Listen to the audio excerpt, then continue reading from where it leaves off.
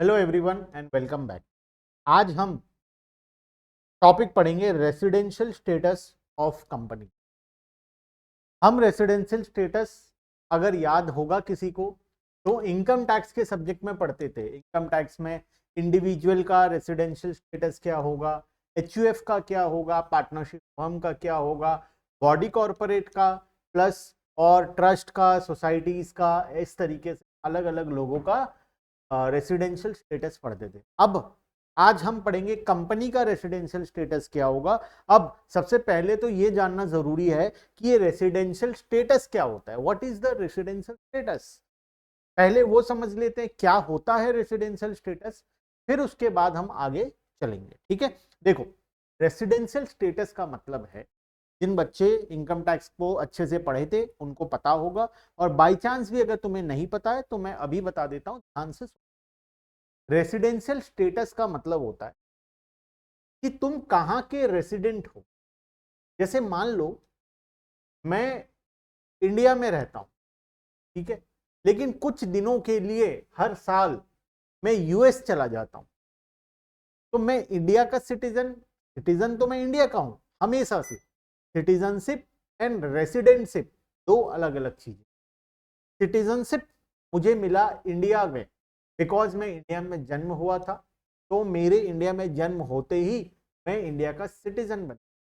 Citizen बनने का एक और तरीका भी है, अगर मैं इंडिया में पैदा नहीं हुआ रहता तो मैं गवर्नमेंट को अप्लाई करता सिटीजनशिप, और गवर्नमेंट अगर सिटीजनशिप मुझे दे देता तो मैं सिटीजन बन जाता।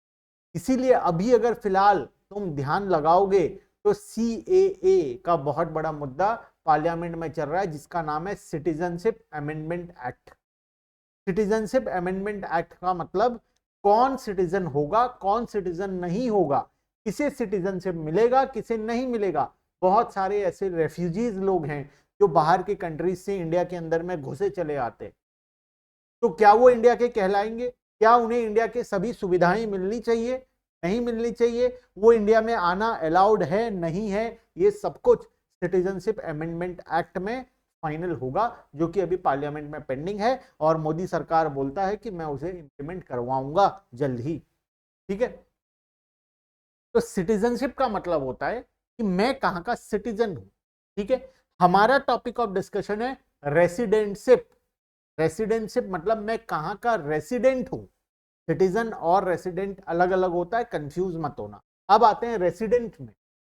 रेसिडेंट में इंडिया का हूं अगर मैं majority of the day India में रहता हूं, और मेरा all the financial transaction India में हो, मतलब मैं इंडिया से कमाता हूं, इंडिया में खर्च करता हूं, बेसिक इकोनॉमिक एक्टिविटी मैं कहां पर करता हूं, इंडिया के अंदर में, तो मैं कहलाऊंगा इंडिया का रेसिडेंट।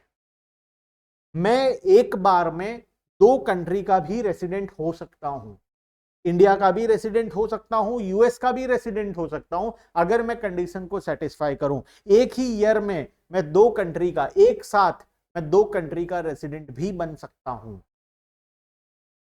मैं इंडिया में रहते हुए भी फॉरेन कंट्री का रेसिडेंट हो सकता हूं, इंडिया में रहते हुए भी नॉन रेसिडेंट ऑफ इंडिया बन सकता हूं। तो मैं जिस प्रकार के कंडीशंस को सेटिस्फाई करूंगा उसके अकॉर्डिंग मेरा रेसिडेंशियल स्टेटस डिफाइन होगा।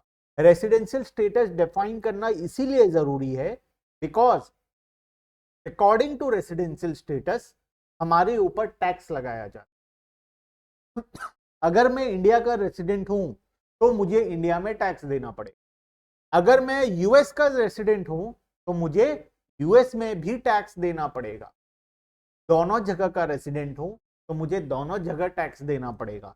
तो टैक्स इस गवर्नमेंट को देना है, इंडिया के गवर्नमेंट को देना है, यूएस के गवर्नमेंट को देना है, किसी और कंट्री के गवर्नमेंट को देना है, वो डिसाइड होता है according to your residential status.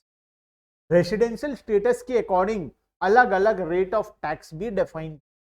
अगर मैं इंडिया का रेसिडेंट हूं तो मुझे हो सकता है 30% टैक्स देना पड़े, अगर मैं रेसिडेंट नहीं हूं तो मुझे 10% टैक्स देना पड़े। तो अलग अलग रेट ऑफ टैक्स भी डिफाइन किए जाते हैं बहुत सारे केसेस के अंदर में, जहां पे रेसिडेंशियल स्टेटस के अकॉर्डिंग हम लोग टैक्स। तो रेसिडेंशियल स्टेटस क्या होता है? रेसिडेंशियल स्टेटस इनकम टैक्स के अकॉर्डिंग हर इंसान का अलग अलग निकाला जाता है। मेरा अलग कैलकुलेट होगा, बाकी लोगों का अलग कैलकुलेट होगा। कंपनीज का भी रेसिडेंशियल स्टेटस हम कैलकुलेट करेंगे, पार्टनरशिप फॉर्म का भी रेसिडेंशियल स्टेटस हम कैलकुलेट करेंगे, एचयूएफ का भी होगा, सभी का हम रेसिडेंशियल स्टेटस करते हैं। जब हम रेसिडेंशियल स्टेटस निकालते हैं और मान लो मैं रेसिडेंट हूं, तो मुझे अपना इनकम टैक्स इंडिया में देना पड़ेगा, इंडिया की सरकार को देना पड़ेगा, इंडिया के रेट ऑफ टैक्स के अकॉर्डिंग। अगर मैं इंडिया का रेसिडेंट नहीं हूं, यूएस का रेसिडेंट हूं, तो यूएस में मुझे टैक्स देना पड़ेगा।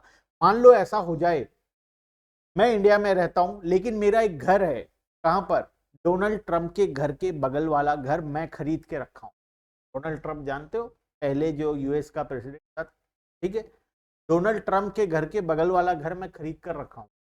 अब डोनाल्ड ट्रंप के घर का बगल का घर है, भाड़े में लगाऊंगा, अच्छा खासा भाड़ा आएगा या नहीं आएगा, मंथली रेंट अच्छा खासा आएगा। मान लो 5 लाख रुपए महीने का रेंट आता है, मैं कहा हूं, इंडिया में। यूएस से मुझे रेंटल इनकम हो रहा है, प्रॉपर्टी यूएस में है, रेंट जो लिया है वो यूएस का आदमी है, हर महीने मेरे अकाउंट में, मेरे इंडिया के अकाउंट में वो ट्रांसफर करवाता है पैसा, 5 लाख रुपए।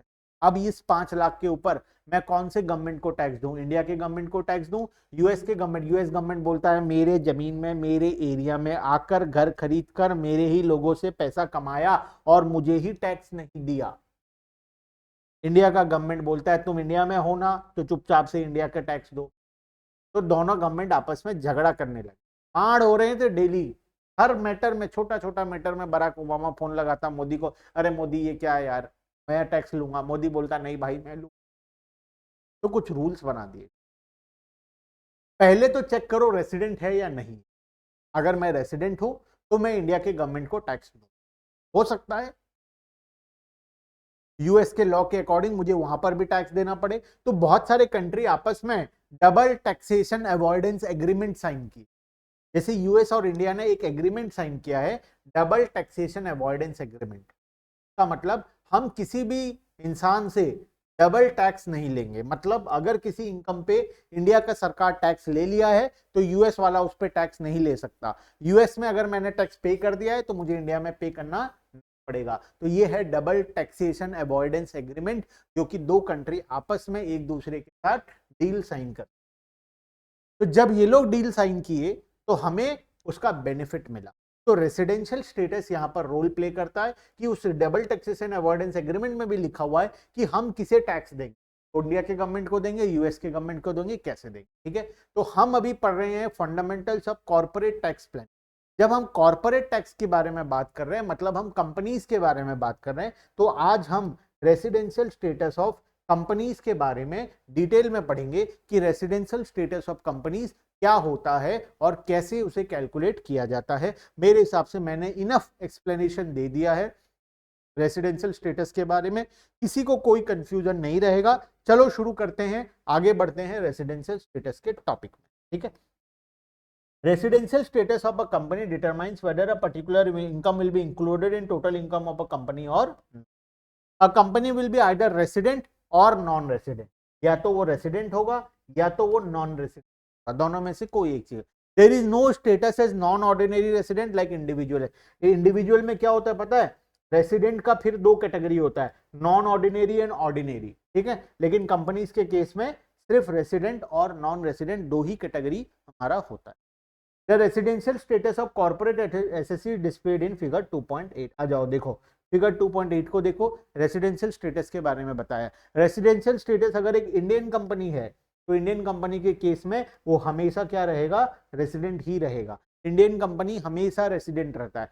फॉरेन कंपनी है, टर्नओवर मोर देन 50 करोड़ है, अगर उसका टर्नओवर मोर देन 50 करोड़ है and place of effective management is in India, उसका place of effective management, what is place of effective management, उसका ऑफिस इंडिया में है, मेजर डिसीजंस इंडिया से लिए जाते हैं, डायरेक्टर्स इंडियन हैं, डायरेक्टर डिसीजन जो लेते हैं वो इंडिया में लेते हैं, इंडिया में उसे इंप्लीमेंट करते हैं। मतलब बेसिकली इंपॉर्टेंट जो काम है वो इंडिया के अंदर होगा।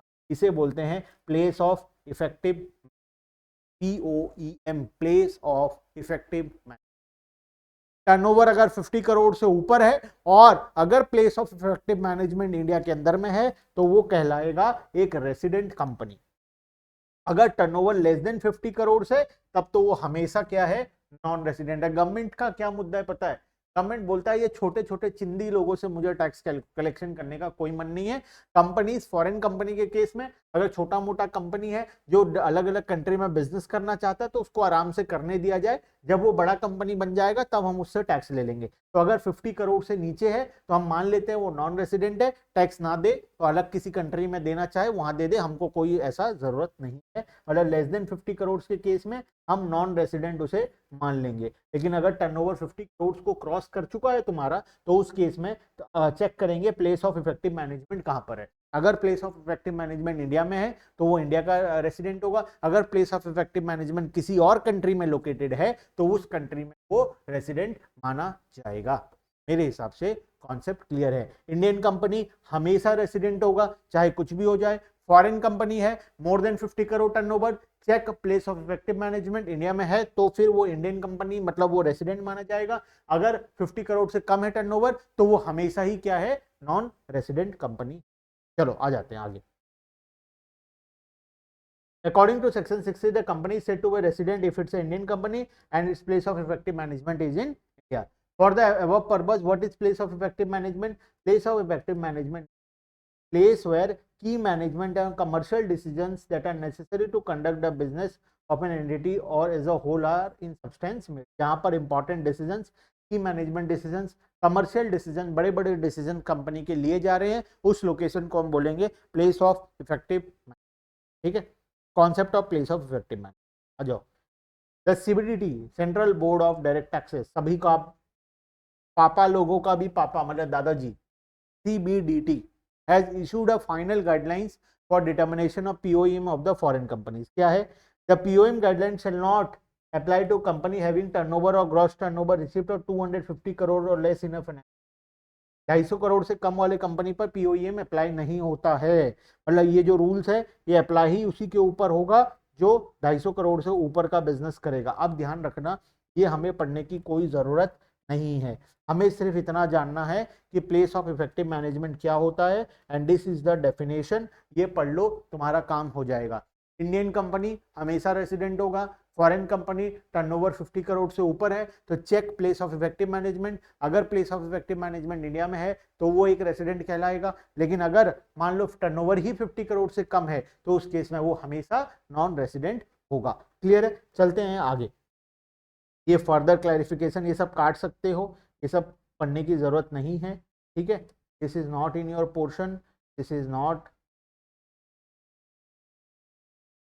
यहां पर आ जाते हैं। Example number 1, Khushi limited is an Indian company, most of its share holder are foreign citizen and non resident. देखो नाम में क्या लिखा है, is a Indian company. Share holder कहीं के भी हो, हमें क्या मतलब, कंपनी अगर इंडियन है तो फिर बात खत्म ना, इंडियन कंपनी है तो हो गया इंडिया का। Most of its share holder are foreign citizen and non resident India. The business of company is fully controlled from outside India. Business outside India से कंट्रोल होता है। हमें क्या करना है, हमें प्लेस ऑफ इफेक्टिव मैनेजमेंट कब चेक करना है, अगर वो एक फॉरेन कंपनी है तो। अगर इंडियन कंपनी है तो वो हमेशा ही क्या रहेगा, हमेशा ही रेसिडेंट रहेगा। Find out the residential status of the company, ये इंडियन कंपनी है मतलब ये रेसिडेंट ही रहेगा हमेशा। Khushi limited is an Indian company as per section 6(3) and Indian company is always resident in India. Indian company हमेशा रेसिडेंट ही होता है इंडिया का। This rule is equally applicable even if shareholder are foreign citizen as well as non-resident or even if the business is controlled from outside। चाहे कुछ भी हो, अगर एक कंपनी इंडियन कंपनी है तो वो हमेशा रेसिडेंट ही होगा, हमें कुछ भी और चेक करने की जरूरत नहीं है। अगर इंडियन कंपनी है तो बात खत्म, वो रेसिडेंट है। ठीक है, पॉइंट नंबर 2, एग्जांपल नंबर 2, दुखी लिमिटेड, खुशी का भाई दुखी। दुखी limited is a company incorporated in US, मतलब ये एक फॉरेन कंपनी है, incorporated in US, having turnover more than 50 crore. Turnover भी 50 करोड़ से ऊपर है। अब क्या चेक किया जाएगा, अब place of effective management check किया जाएगा। It has few shareholders who are Indian citizen and resident in India. The company has active business outside India and is controlled wholly from outside India. Controlled wholly from outside India. The most important point, place of effective management कहां पर है? Controlled wholly from outside India. पूरा company control किया जाता है India के बाहर से, मतलब वो एक place of effective management India में नहीं है, place of effective management India के बाहर है, तो बन जाएगा non resident. What is the residential status? देखो, एक तो पहली बात फॉरेन कंपनी है और टर्नओवर भी 50 लाख से ऊपर, 50 करोड़ से ऊपर है। अगर फॉरेन कंपनी टर्नओवर 50 करोड़ से ऊपर है, हम पहले ही पढ़े थे कि क्या चेक करेंगे? Place of effective management check करेंगे। प्लेस ऑफ इफेक्टिव मैनेजमेंट अगर इंडिया में है तो रेसिडेंट होगा, अगर इंडिया के बाहर है तो नॉन रेसिडेंट होगा। यहां पर क्लियरली लिख दिया है controlled wholly from outside India, मतलब place of effective management India के बाहर है, तो ये बन जाएगा एक non resident company. Jockey Limited is a foreign company and turnover more than 50 crores. It is controlled wholly from outside India. That means POAM is outside India, even if its shareholders are Indian and resident. It is therefore non-resident in India in the assessment year. Residential status shareholder is irrelevant. हमें shareholder से कोई लेना देना नहीं है, nationality से भी कोई लेना देना। आते हैं पॉइंट नंबर 3, खामोशी लिमिटेड, सुखी दुखी खामोशी, ठीक है। Khamosi Limited is a company incorporated in USA, having gross annual turnover for the previous year 49 crores, मतलब 50 करोड़ से नीचे है। यूएस का कंपनी है, टर्नओवर 50 करोड़ से नीचे का मतलब क्या चेक करेंगे? कुछ चेक नहीं करना है, टर्नओवर 50 करोड़ से नीचे है, फॉरेन कंपनी है, मतलब वो हमेशा क्या रहेगा? नॉन रेसिडेंट ही रहेगा। तो बाकी सब बात खत्म, कुछ चेक नहीं करना है, it is always treated as non resident, बस। क्लियर है बात? Example number 4, Thrill company is sourcing entity for an Indian multinational group incorporated in US and is 100% subsidiary of Soft Limited, an Indian company. The warehouse and stock in trade are only asset of the, ये question का कोई काम नहीं, ठीक है। Question number 4 को cut कर दो, this is out of syllabus portion का क्वेश्चन, तो हमें इसको कुछ, तुम आ जाओ डायरेक्ट यहाँ पर। तो देखो, ये हो गया हमारा रेसिडेंशियल स्टेटस को लेकर, ठीक है। तो एक काम करते हैं, हम आज का टॉपिक को यहीं पर खत्म करते हैं, इसके बाद का टॉपिक हम लोग नेक्स्ट क्लास में आगे कंटिन्यू करें, ठीक है। Bye bye everyone.